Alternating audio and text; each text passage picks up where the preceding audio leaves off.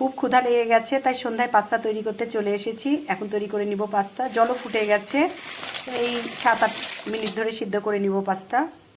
Pasta সিদ্ধ হয়ে গেছে, নামিয়ে নিয়েছি। এখন কাঁচামরিচ আর পেঁয়াজটা ভেজে নিচ্ছি। এর মধ্যে এখন ডিম অ্যাড করব, 2টা ডিম।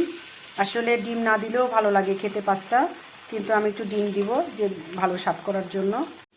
পেঁয়াজ কাঁচামরিচ সহ ডিম ভাজি হয়ে গেছে। এখন দেবো একটু টমেটো কুচি। আসলে একটু টমেটো দিলে ভালো লাগে খেতে, টক টক লাগে। পাস্তা রান্না কমপ্লিট। এখন মশলা দিয়ে নামিয়ে নিব।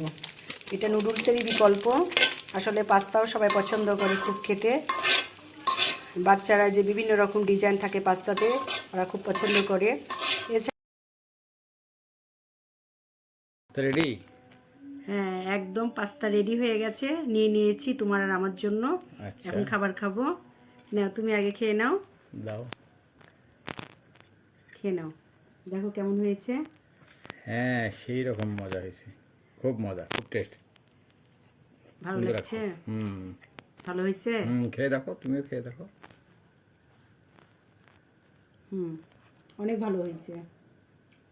আচ্ছা, এখন খেয়ে নিই। আজকে এই পর্যন্ত। সবাই ভালো থাকো।